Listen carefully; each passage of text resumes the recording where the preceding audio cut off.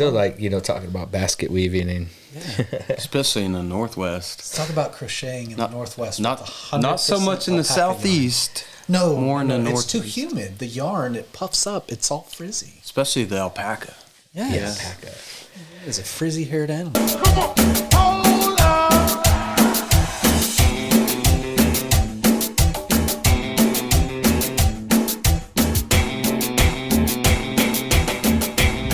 You're listening to the Cast&Blast podcast.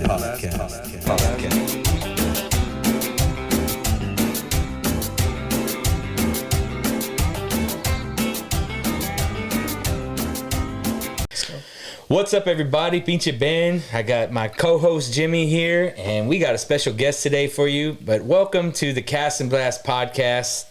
I think this is episode 14, Jimmy? Episode 14. Today we got a special guest with you guys. Chris Payne from Payne Outdoors graced us with his presence today, and we're going to be doing some talk, man, and we're going to do maybe kayak fishing with Chris Payne. Guys, Chris Payne is a avid angler here in the Central Texas area. Some might consider you a professional. I would. I know when we talk about some of the specific lakes out here, there's going to be few people that you can kind of put at a certain tier level. Chris is one of them up there, and we hold him in high regards as far as the kayak fishing, angling community and all that stuff. He's done so much with Heroes on the Water on the board of directors. Is that correct? Yeah, I'm on the leadership team. Yep, so that's great. I mean, anytime Heroes in the Water in the Central Texas, well, the actual Fort Hood chapter is where you will see Chris Payne out there giving safety seminars and making sure people are having a safe experience out there. And man, he's been on a lot of other podcasts. He's done a lot of work with big brands that you might know. Jackson Kayak, Is it Yak Attack? You did some. I work with Yak Attack, Yak Power. NRS Systems. Worked with NRS for a while. I've done consulting with Bass Pro, Cabela's. Yep. And then I've worked with Costa and Yeti in kind of the PR, public relations kind of realm, and done some different stuff with a lot of different people. I've been doing it a long time, and so you get to work with a lot of cool companies. I did worked with Shimano for a little while, and all cool. good names and well-known names in the fishing industry. And on top of that, man, Chris is he wears a lot of hats in just in the fishing world. I mean, he's a writer. He's probably one of the most well-spoken guys I've ever read some of your reviews, man. You do such an outstanding job on your videos, your editorials. So kudos for that work. Something that we are aspiring to learn from. And speaking of that, some of the work you have done has actually inspired Jimmy and I to pursue this. We were talking the other day about how, the reviews, and it's one thing to go and put your opinion behind a product, right? Mm-hmm. But one of the things you do about your reviews, and it's challenging, and I gotta tip my hat to you, is you actually give an unbiased review, and you do your best at never bashing a product, never comparing. You may do some comparables, but you're doing it in a way to where people can understand the product you're using and what you're explaining. So if you haven't checked out Payne Outdoors, go to Payne Out. You're pretty much Payne Outdoors at every social media. Yeah. So go check out Payne Outdoors. Go to his website. You can find some outstanding reviews on different products. And speaking of different products, man, I think we should just dive into the topic. And I want to talk about kayak fishing. And I'm going to start it off like this. I have seen you provide seminars, guidance to perfect strangers out on the lake, people coming up to you that have been in the game a while. You got anglers who are going from fishing a lake to fishing a river. There's all kinds of different questions, but I'm going to come at you with a particular approach. Excuse me. I'm a brand new kayak angler. I want to go out there and I want to purchase a kayak for kayak fishing. Okay. What is the difference between a kayak and a fishing kayak? So you could technically fish out of any kayak, but your comfort and the ease of fishing out of it is what separates a fishing kayak and just a regular recreational kayak. When I got started, so I bought my first kayak in 2003. So I've been at this. Been doing it a years. while. Yeah. Way before it was trendy. Oh yeah. I used to be the only kayak on a lake or river. Like you didn't see any of them, especially in West Texas. Okay. I bought. Let me give you the backstory of that. I met my wife in 2002. We got married at the end of 2002, and we got married in just enough time to file our taxes the next spring as married. I got married for income tax purposes as well. And for the record, I'm still married. Yeah. But I was excited that we were getting a refund. I didn't know what it was going to be yet. Right. I was assuming it was going to be like $1 million. Of course, everyone does. Yeah, we always have that big hope. We're like, we're getting money. Let's get a bunch of money. And so I had grown up fishing in smaller fiberglass boats, like a little 14-foot Glastron that my dad had. Or I fished out of fishing tubes a lot growing up. Like we would just go dump in on the side of a creek and go fish in a belly boat. Since my dad started dragging me around in a belly boat when I was like five or six. Wow. So I mean, we were in it thick. So floating in water at water level, nothing new for me. Yeah, you've been doing it always since... fun. Oh yeah, always great time. Had a blast. And so we've got this tax return coming, and I'm telling my really new to me wife, right? I'm just like, hey, I know we just got married, but I'd really love to have a fishing boat and stuff like that. And she's like, look, I'll make you a deal. You can have half of the tax return. Whatever the tax return is, you can have half of it and go buy yourself a boat. That's fair. That's generous. I was like, that's awesome. Yeah. That's awesome. Yeah. Because, I mean, really, at this point, I had known this lady a year. Sure. Because I met her in March, and we were filing taxes in March. Which is a scary thing in itself. And then talking finances at that she's early. Like, here's half. Yeah. And I'm like, awesome. So we figure out what it is. Our entire tax return was $400. So... I wasn't going to find much of a bass boat for $200. And you're splitting it. Right. Yeah. So I've got $200 and I'm like, okay. So I'm wandering through Academy. Let's see. This is actually probably before. This is probably Craigslist era. Before Craigslist. Before Craigslist, that's before, huh? Yeah. So Texas Fishing Forum. Yeah.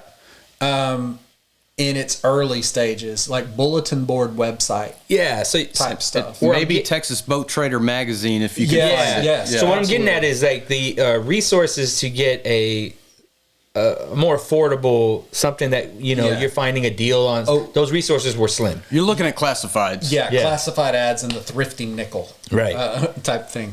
And there's nothing in there. There's stuff for $850, $1,000. Engine's not running, doesn't float, no title, and I'm just like, okay, screw this. I'm walking around Academy and they have a kayak, and I'm like, well, that looks more comfortable than a belly boat. Okay. And I've been in a canoe, so that's similar enough. And it was $200. No way. And I'm like, yeah. So it was for you. I'm like, this is perfect. And so it was a Hobie Outback, I'm sure. It was for $200. Yes, I'm that old. No, it was a Pelican Endeavor 9-foot sit-in kayak made out of Ramex material. It was banana yellow. It looked like a banana. Now I'm 6'2". Yeah, you crammed inside a 9-foot total length kayak, which you're sitting halfway up. So you can imagine I'm rolled up like a magician's assistant inside this thing. But I fished out of that thing. I remember something happened to me. I strapped it to the top of the vehicle that I had with yellow nylon rope because that's what I had, right? And like tied old fishing stringer or something. All the knots I knew, right?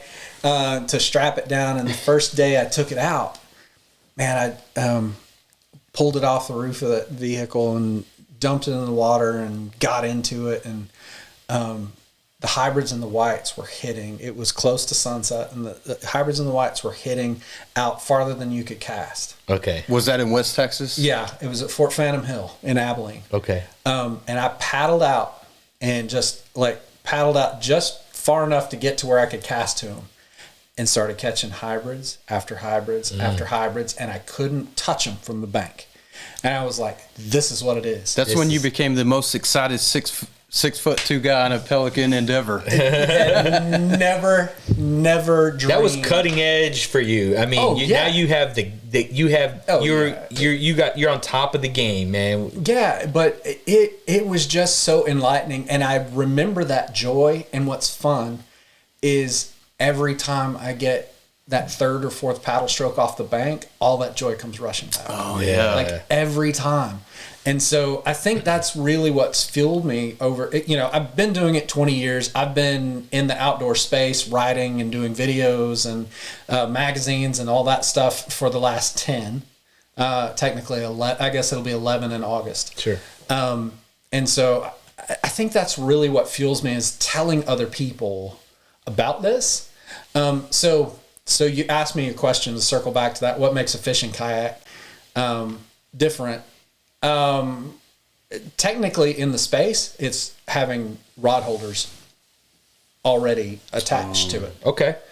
So if you're looking at a wreck boat and a fishing wreck boat, so one of the popular ones, let's say, 8 years ago, right, was Wilderness Tarpon. Yeah. Right. Yep. And then Perception had the Pescador model built off of that. They're very similar boats. Very similar.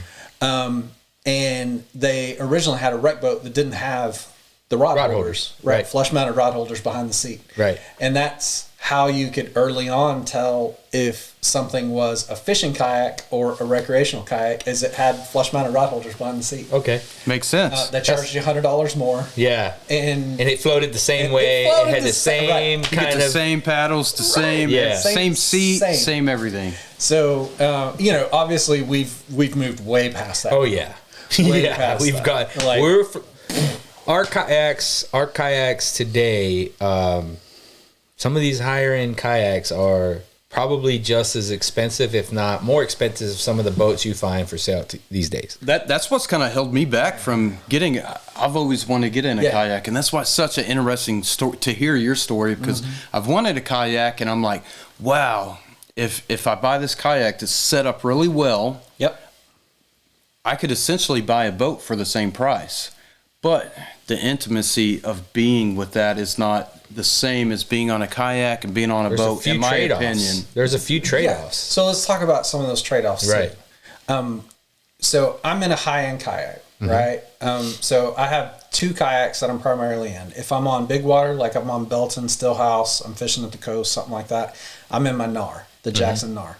It's a pedal drive, the new Mach 4 drive. It's belt-driven. It runs a little over $4,000 for the boat, but it comes with the seat and the drive and all of that stuff. And then people add stuff onto it, right? Sure, yeah. You add lights and electrical systems and trolling motors, your rocket pod and all. All the stuff, right? And so you can do that. And then my river boat, much simpler. So I'm rocking the new Coosa X. Good choice. The Coosa X, man, it tripped me out because I got to test one of the prototypes with my friends down at TG Canoe and Kayak in San Marcos, and we went and fished the San Marcos. They brought Jackson came down from Tennessee, from Sparta, Tennessee, brought some of those boats, and we're like, let's go play. And so we went. Yeah, I had already ordered a Jackson Coosa FD with an FD drive, and I was going to use that as my river boat, and then I was going to pull the drive when I was on the river. Sure. So it didn't bust it up. And the Coosa X, it doesn't have a drive. It's a paddle boat. It is a true paddle boat, but it is designed for rivers. Like so much so, like it has got horizontal rod holders and tubes. That's what I'm talking about. So that you can get under those trees and slide way. Stop breaking the rods. Yeah, you're not breaking any rods. It's not grabbing stuff. We call trees pickpockets. Yeah, because they're like, whoop, that's my rod. That's mine. That's mine. And they're pulling stuff out. Taxing you on your way down the river. Yes, and so so the Nukus X allows me to lay everything like horizontal rod holders. I've got the new underseat bag where I can store my Plano, so I don't even have to carry a black pack. Wow. Like I don't need a crate behind me because that's just one more thing to dump. Yeah. Right. Yeah. And so I can secure that up and it fits under the seat. I can put the seat in the low position or the high position. I can stand up in it. It's wide. But the hull has secondary stability. So we got on the water and we put in right where there's some current and it goes down this kind of just whoop, quick, and then there's an eddy. And I was like, this is the test. So if you're testing a riverboat, what you need to be able to do in any riverboat is you need to be able to turn it 180 degrees quickly. Yeah. You've got to do it quick because if you're getting into some rapids, some class 2s, class 3s, you've got to be able to turn your butt around if you get in a bad way because you're going to bounce off a rock and end up where you don't want to be. And you've got to be able to dig a paddle and turn. Yeah. And so Jackson Kayak came down and they filmed this, right, for Road Trip Angler. And we fished with Jamison Redding and we fished with Richard Penny and fished with the guys from TG and me. And we're just running down the San Marcos River. And you can actually see there's on that video, you can find it on YouTube on Road Trip Angler, but you can see Jackson, how, like when we kind of started the opening shot, there's a shot of me and it was right after I got in the boat. I'm in the Yellow Jacket colored boat, yellow, black, and white. And that's the boat I have at my house. And I'm going down and I get down to that first eddy and I dig that paddle down and that boat goes whoop, and it goes 180 degrees. And I was like, I wonder if I can skip paddle this thing and 360 it. Oh, wow. Yeah. And so I get it going to where I'm doing 2 strokes and I can 360 that thing. And I'm turning circles in the river current. It's just spinning like a top. Like I'm riding the teacups at Disney. I was like, this is money. You're like, this is exactly what I've been needing. We fished out of this thing I fished out of it 6.5 hours before they finally pried me out of it and had to let somebody else play in. So I had to let someone else go. Yeah. And, but when I stepped off the bank, I was like, Jameson, I need to change my boat order. Wow. I need this boat in my life. He's talking to the man direct, too. We're going to, this is it right here. Yeah. I heard you say you had the seat in the high and the low position. Yeah. So I haven't done a whole lot of kayak fishing. What I have done is on a river, and what I've heard you say, I never experienced the ability to do that. Yeah. I can't tell you, it was a Pelican kayak that I fished in. I can't tell you the exact model. I don't remember. But I did not have that ability, and there was no seat position. It was the one position. It was the uncomfortable position. And I remember my hips, basically from my hips down to my legs, going numb. Yeah. And then my upper back, just digging into the seat. Yeah. And kind of shoulder blades not fitting in. Yep. Does that seat position do anything for that? So what you don't want to have is you don't want your butt lower than your knees. That's exactly what was happening with me. Yeah. That's the problem. So that's why seat positioning is important. That's why more expensive kayaks stay in the hands of their buyers longer. Yeah. Sure. Because a lot of people, they just want to try and they want to buy and then try. And that's actually the opposite way of what we recommend. Right. So there are demo days. That's right. In Austin, I think there's a demo day in Austin maybe this weekend. Yeah. Dallas is having one. Mariner Sales is having one with a bunch of different kayaks. Like here's the thing that you will figure out about me. Like I work with Jackson. I'm on their national team. I love Jackson, but I've not always worked with Jackson. And I'm going to call a spade a spade. And if a shop is good, I'm going to call a shop good, whether or not they carry a Jackson boat or not. Mariner Sales in Dallas is one of the premier shops in the state of Texas. I love those guys. I've known Eris a long time. He was one of the first ones who really encouraged me to do boat reviews. I met him at the Mesquite Boat Show in 2012. And he's like, yeah, because there was a guy that worked with him at his shop who was like, hey, you need to meet this owner. Like, I think this could be pretty good. And so we're at the Mesquite Boat Show, and he's looking at the brand new Native Slayer. Right? It was the first year that it had come out. And he's like, well, talk to me about this boat. What do you like about it? What do you think they need to improve? And I walked him through just like I do my reviews. And I said, these are the good things about it. These are the things that I wish they'd change and modify about it. I've seen your reviews, and they're spot on. Like details, the small details, they're great too. Well, and so so I'm gonna give you a little insider information that I don't know if I've said this out loud before. Oh yes, this is good.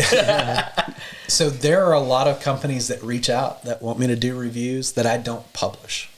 What? So if I get a product and it's absolute trash factory, Okay. I will contact that company and say, look, here are all of the things that I would recommend improvement on, but there are not enough good things to offset the points of improvement, and I think this would potentially do more damage to your product if I publish this review. Chris, that's hats off, man. That's the way it should be. That's good. And those companies are like, wait, what? And as a small business owner myself, we take feedback. Like I would hope that these businesses take that feedback and say, you know what, this is an opportunity for improvement. Yeah. It's not someone just bashing our product. Like, how can we make it better? I look at everything, every comment, everything someone can give me. I'll call it constructive criticism. Yeah. Right? We went through that last night, actually. Yeah, and you find a way to make it.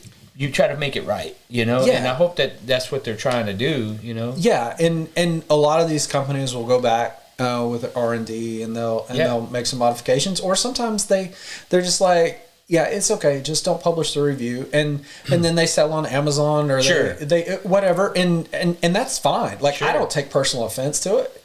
So I would imagine that's probably how you kind of get invited to work with some of these folks, is it not? I think so. Yeah. Is because I'm looking to, as a small business, as somebody who's sold and made products, as somebody who's done marketing, as somebody who's been in the space for a while. Yeah. I understand how oversaturated things can be, and how for a lot of people this is like their dream. Yeah. And I don't want to be a dream crusher. I want to help build people up, but I'm not going to pat your hand if you're making a pile of garbage. I'm going to be like, look, here's some things you might look at tweaking or might change about this. And it's not that my opinion is just my opinion. Sure, yeah. But I feel like I have a decent grasp on what the market is looking for and what's doing well in the market as a consumer yourself. Yeah, I mean, really, that's some of the products that we sell is the same concept. Is I look at it from the consumer's perspective because I'm a consumer, and I want to be able to have a product that I would stand behind. Or you're asking for my opinion. Here's how I can provide that feedback. So, not only as a consumer though, I mean, you were doing this before it was a trend, before it was cool. It's what it is now. So, I was doing it with written word. Exactly. You have more time in a kayak seat than what most do, right? Yeah. So your input, in my opinion, would carry more weight than somebody that's been doing it for a couple of years.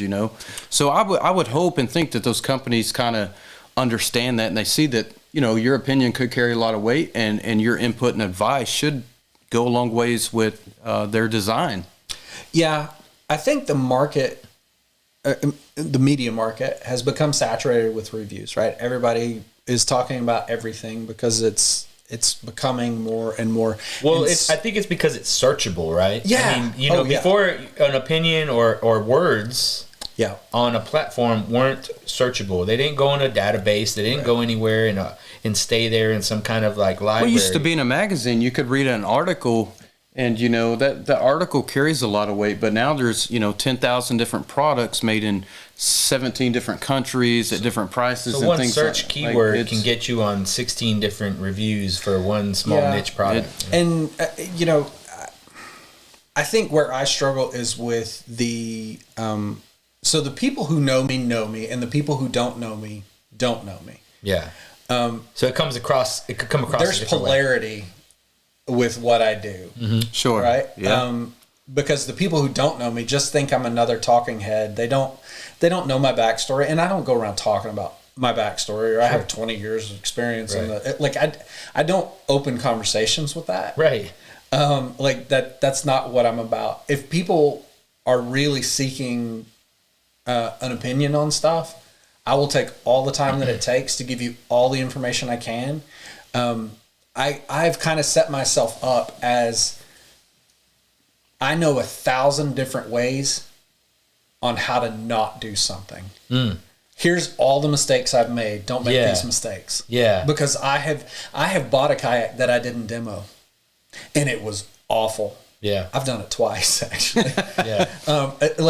Because some people on a forum, back before Facebook, on a forum told me, oh, this kayak will be fast. In fact, it was the first kayak that I bought when I was trying to get out of that Pelican. And it was a Heritage Fisherman Pro 14. Now, the year model that I bought was 26 inches wide. Oof. Uh-huh. That can't get in that. And I was can't get in that. A little top heavy. Well, I'm gonna wear it, and so I'm gonna sit on it I was about 30 pounds heavier than I am now. When I bought that, 14 feet long and 26 inches wide. So imagine trying to kayak on a balance beam. Yeah. Because you're just compensating the whole time. You might as well just cut a log down and float down it. Cut a seat in it would have been more stable and wider. It's a narrow. But I put in at Belton at Frank's Marina. Yep. Right, kind of a steep ramp, and got down there, dumped the kayak out. I was so excited. I was like, finally, I got like a real kayak. And everybody's telling me, oh, it's so fast and it's awesome, and we fish them at the coast, and blah, blah, blah, blah, blah. And I'm like, yeah, man. And then you're like, oh, my drink. Whoa. Well, and there was no crate. There was nothing behind me.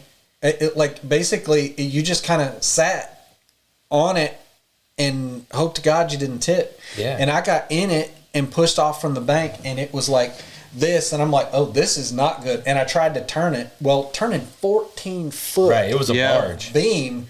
Like, it was near impossible. Like, if you wanted to go in a straight line and race somebody, kind of like the Skull Racers. Yeah, probably pretty quick. Quick. Great. But I'm not doing that, and I sure can't cast to the side of myself or turn. And what happens if you hook a big fish? Well, you're gonna scuba dive and go see them. You're gonna turn in circles. Yeah. And so I flipped it probably 5 minutes in, not very far from the bank. I got back in it and paddled back up. You took a dump, and I was just like, this is the worst $400 I've ever spent in my life. Like, it is awful. And so I sold it. Yeah. And was like, okay, back to ground zero. So I started. Do you have an idea of how many kayaks you've been through? Because I've like. Okay, well, let's walk through them. You want to try to walk through them? Let's do it. I'm gonna count them. You go through and I'll count. Yeah, because I know how many I've been. It's oh God, and I know I haven't been kayak fishing. I haven't tried to do this, and so I'm probably gonna forget some of them. Are you like me, where you kind of not necessarily turn and burn, but you almost flip them because you've put something into them and you turn them around and like. So I've sold every kayak I've ever sold. At a steep discount.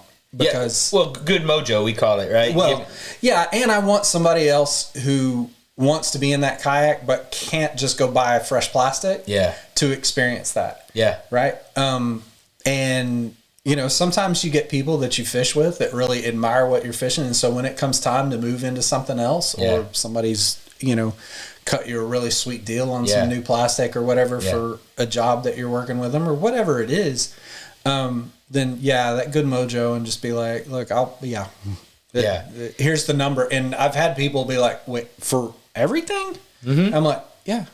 And you're like me. I've seen your like I say, like your offer, right? And it's like I do the same thing. I'm setting you up. Like you're leaving here. Yeah. You're lake ready. Yep. You got an anchor. You want to give somebody the experience. Yeah. You know, like, there's nothing else to buy. Yeah. You add your rod and your reel and your baits. You're and sometimes we're throwing that in. Right.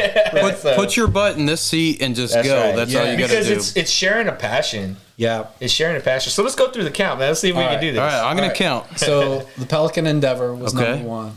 The Heritage Angler Pro Fisherman 14.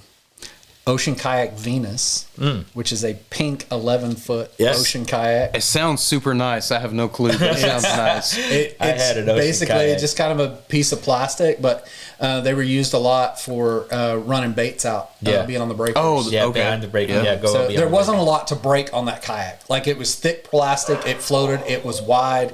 Like, it was basically to get you out to where you needed to be. Oh, Luna's got not have to worry about anything. My dog is alerting us that someone's at the door. Someone's there. It'll be all right. Yeah. So we're at 3. Okay. All right. So Ocean Kayak Venus, Cobra Fish and Dive. That sounds cool too. So it was used to run shark baits and to scuba dive off of. Super wide platform. Yeah, stable. It was, 36 inches wide, so very, very wide. Had a scoop. You could run it through the breakers at the coast, no issues. It was at one time. Did it have like a Viking style front bow almost? A little bit. Yeah. The thing cupped up, and then the sidewalls. So your gunwales were up here, and normally on kayaks now they go straight down. But these flattened out to make a wider platform, so you could literally. You had left and right limits for days. Yeah. And Cobra Tandem. All right, that's 5. So we're at 5. Go ahead and put the hash mark. Yeah.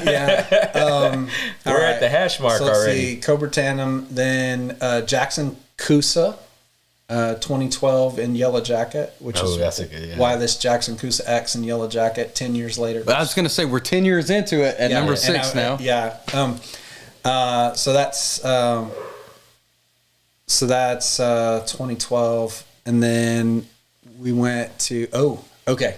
So this is where I started working with Mariner Sales, and I got to try a lot of different boats.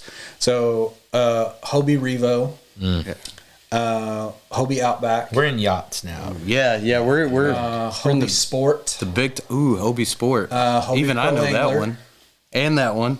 Another hash mark. The Stealth 12. The Stealth 9. We're at a baker's dozen here almost. Yeah, it's getting out there. Okay, Stealth 12, Stealth 9. Let me think what was right after that. This is where it gets murky. We're at a full dozen right now. I went back, another Hobie Outback.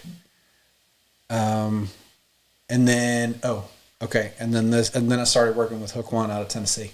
So Wilderness Ride 135, Wilderness Commander 140, Wilderness Commander 120. Another hash mark. Yeah. Wilderness Attack 140, Wilderness Attack 120. Wow. Bonafide. Oh, that's right. SS 127. And what did I go to after? Another Hobie Outback. Yeah. That was the 2019-2020 Hobie Outback that I tried at Oklahoma City at Palo Sports retailer, and it was the first time that I walked off of a demo day, and I looked AJ McWhorter right in the face, and I was like, "You just cost me a lot of money." He's like, "What are you talking about?" And I was like, "Dude, I've got to have one of these." And in fact, that's the boat that I sold to RPG Outdoors a couple of years later. Yeah. So I fished out of it. I called it free money because the first 2 tournaments I fished out of it, I was basically just donating my fees. Oh, yeah. And then I caught fire and was cashing checks the rest of the year out of it. And so then it became everybody else giving me money. Yeah. That payback. Yeah. So it was good. That was a really good boat. and then Man, that's a lot of. Then after that, a Jackson big rig. That's 20. And the big rigs should count as 2. Yeah, it's a big rig. And that's the boat I won Angler of the Year out of with the Pink Fishing tour out of that big rig. And it was a big rig FD. Yeah, great boat. That was a good year, it sounds like. Yeah. And then I moved to a Jackson Kilroy HD, Jackson Cruise 10, Jackson NAR, and Jackson Coosa X. So we're at 25. We're at 25. Good night. I think it's fair to say that you've seen the full progression from your recreational kayak to a full-blown, elite full fishing platform, elite fishing kayak. That's... Yeah, it's been a blessing. You know, a lot of it has just been, you know, it's a passion. I think if I wanted to get into boat fishing, like powerboat fishing, I could do that. I'm lucky enough to have the means to do that and in a position where I could, but I just can't wrap my mind around boat payments and insurance and gas and storage. And that's because I feel like I can be as successful or more successful in my kayak on Lake Belton than I could in a boat. Do you feel that it's something that Ben and I have talked about before? Do you feel that, you know... hang on, pause. Ascend H10, Ascend H12. That's right, you worked with those guys. Ascend 133X. So what are we at, 28 now? Ascend FS12T and FS 128T. But you had a lot to do with all those development too. 30. So I worked on the design team for the Ascend 133, the long battleship looking one. With the. I worked with him for 2 years designing something that would be tournament worthy in the Ascend model, and it's a big heavy beast, but for somebody who wants something that feels like a John boat, that's the one. That's it. And they got them with Minn Kotas up front. They got them with. I had a spotlight Minn Kota on the front of it and battery in the back, and man, I took rudder that system. You're going all over the place. Yeah, you could haul in that. So 30. I'm at 30. That 30, that's crazy. I mean, that's amazing. I'm not going to say it's crazy. So that's it's fair to say amazing. you've had your share of kayaks, and so if we could wrap this session up and say, hey, I'm a new kayaker. I want to get a kayak. I think the best advice you can give them, and you gave me this advice. I remember when I first started was like, go to the demo days. Go to the demo days. Get out there. Try your best to try out multiple kayaks and get out there. And that's the place to kind of test your, go ahead and rock it a little, see how far you can go left and right. Get comfortable. And for those of you that have never been in a kayak and you're saying, hey, I'm afraid to tip over. Guys, I'm going to tell you, it's kind of hard to tip over a fishing kayak. Yeah, especially a good one. Yeah, when you are, so I'll tell you what I do. I mean, I take a kayak, and I'm fortunate enough to have a pool in the back. I take the kayak out here, I float it, I get in, and I test my left and right limits.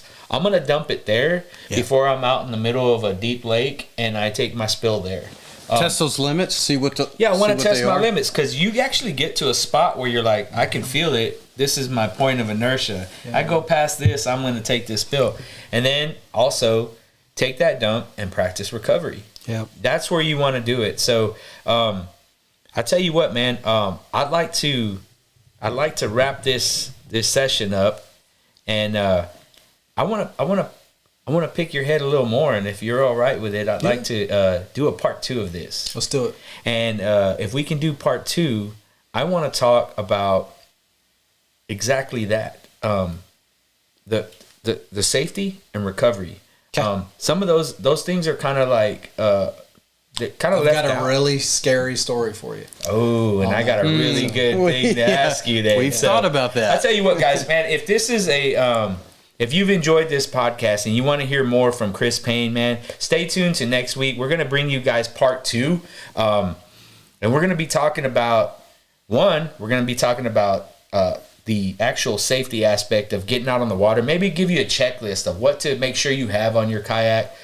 Make sure you know what not to forget. It's more important like he said, it's more important to remember from mistakes and what not to do than it is to claim that you know more about a certain thing. Like, I know 100 things of what you're supposed to do, but I'd rather know 1,000 of things you're not supposed to do. And maybe we're going to share that with you on the next session. So I tell you what, man, Chris, man, it's been a pleasure having you here today. We enjoyed doing this with you. And, man, if you want to see part 2, stay tuned and join us on the next podcast.